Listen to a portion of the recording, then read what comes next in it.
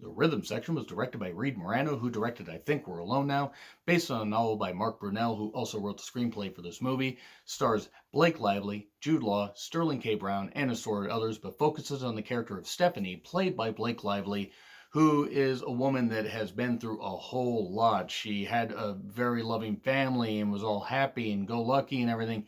And then this family, is taken from her due to tragic circumstances. I'll get into in spoilers in a little bit, but she, falls on very, very, tough times. She is just, so depressed. Losing your family will do that. She's so down in the dumps. She's, living in a not very good place, for lack of a better term, and doesn't feel like she has anything to live for. Suddenly somebody comes along and says, hey, I know what happened to your family, and it's part of this bigger interwoven plot. And suddenly Stephanie feels like she has something to live for. And then, the dominoes start falling as she finds out more about what led to her family passing away, what led to, various other lives being affected, what led to her feeling like she had nothing to live for. Now she wants revenge on the people that, took her family from her, and she wants to bring people down. Basically, this movie is essentially like, the origin stories of a new spy thriller, a new spy character. And apparently the books are pretty good. I have not read any of the books, but I'll tell you something, the book's got to be better than this movie. This movie had the feel of studio interference. Like the studio just came in and said, oh yeah, well, you wrote this book, these characters, all this stuff. You probably could write something good, but we're paying for it. We're going to interfere on this, and we're basically just going to fuck with everything good that you could be doing. So I don't know how good of a writer he actually is. The books, I did read some reviews, they got some pretty good praise. And that's great. And I hope that maybe he can get a chance to write another screenplay and do some more books, and maybe then get a bigger name, and he can actually be able to write a screenplay where he doesn't have so much studio interference, because holy shit, this movie was so goddamn disjointed. And I love Blake Lively. Blake Lively is goddamn amazing. I loved her in A Simple Favor, and I've loved her in many other movies. She has just this great look about her. She can be in actiony movies like this and can play some dramatic characters. The Age of Adeline. I think I pronounced that right. She was pretty good in that as well. Jude Law. I like Jude Law. Sterling K. Brown has, built up a tremendous, career like in the past number of years. He is a very good actor as well. And the rest of the cast is actually pretty good. But the thing is, for spy movies, for anything where you're trying to like, become a spy and go out for revenge and be a revenge thriller or something like that, you have to have some meat on your story, and this movie doesn't really have any meat. It's also very disjointed from the fact that suddenly she wants to get revenge, and she has to learn how to, control her emotions, and she has to learn how to take care of herself and stuff like that. And they do these kind of montages and stuff like that, and they get to where eventually she can seek out her revenge her way. And it's just kind of silly the way they do it. It does have they're really good locations, by the way. The cinematography is actually pretty well done, and Blake Lively does the best she can with this movie. But also, it really, I felt that this movie seemed like it, just was all disjointed, especially in the third act. Like it tries to be a slow burn movie and then suddenly throw a bunch of action at you, but by then, the vast majority of people don't really care. This movie also sat on the shelf apparently for a year, if not more, and that's really never a good sign when it comes to a movie like this. I wasn't so sure about the marketing campaign, but since I like Blake Lively and Jude Law, I like the main actors, I'm like, okay, this could work. And there was potential for something to work pretty well. If you can get, if you can start a franchise out of something like this, great. This is not a good first step. I mean, they take the first step, snap both the kneecaps, and now they're dragging the body away, and they're just not going to get anywhere with this.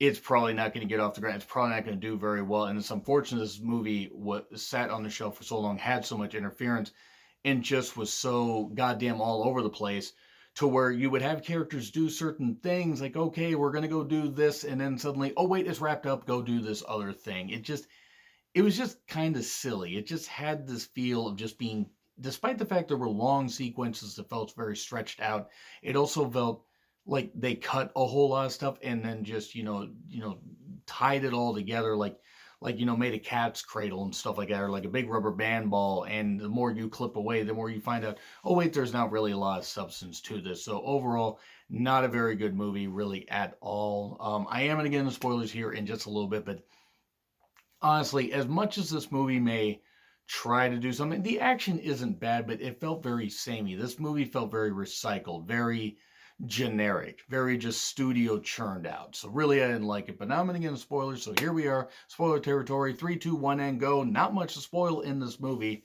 but Blake Lively, she loses her family in a plane crash. A plane crash where it turns out, oh, it wasn't just a crash or a malfunction. It turns out to actually be a terroristic act. And there's this, one particular cell that is committing these acts because they were trying to get to one guy on the plane. And, Blake Lively feels like, oh, well, they took my family from me. I want revenge. This journalist guy that comes to find her at this whorehouse after she loses her family, is basically a drug in a whorehouse. She, stays with him a bit and is trying to seek out and kill the people herself. She finds out who the person actually is. Well, it turns out she doesn't have the guts to kill the guy yet, and then they go on from that. This journalist ends up dead. She finds out, one of the sources that he had, the guy played by Jude Law. You never really get to find out, some of the characters' names and stuff like that. But anyway, Jude Law's there, and he trains her and this kind of stuff at these goofy, montages. He teaches her how to swim. Or you say you can't swim, well, what can you do? And he tries to train her because this is going to be tough to take down, a sleeper cell of terrorists. I mean, that's going to do it. But then again, they go from this, they go from this training montage, and then suddenly, oh, she's out on these missions. It's like they cut a large chunk out. Like, she obviously has some skills and she can hone some skills. And the only time the rhythm section line ever gets used is when at one point, I think it's like almost an hour into the movie, Jude Law is like talking about shooting. You need to control your breathing. The breathing's like, the rhythm section, or your heartbeat's like the rhythm section. It's just, it's kind of a weird, like, metaphor for keeping your calm under pressure situations. It was what it was. And then she finds that this one guy that was a spokesperson for peace and change, was killed. And then she talks to the parents of this guy that passed away, and this family's very rich. And she's like, well, hey, suddenly I need money. She's like, sent on this mission. Well, I need money. I lost my family in that plane crash too. I know what loss is. But it's just like suddenly, oh yeah, okay, yeah, I'll agree to pay you the money. You can go get revenge on this. And yeah, a lot of the action-y stuff, there's this one car chase that isn't really all that good. And it's not even that everybody doesn't try. It's just, it feels very badly edited, and it feels just all the same. Like, there really isn't a lot to this movie. And then they have a hook at the end after she foils this, potential bombing of like this protest, and stops these two bombers on a bus where where they just end up dying and everything. And then she goes off, and then she's talking to Jude Law's character, and he says, well, you did this, this, and this, but I hope to never see you again.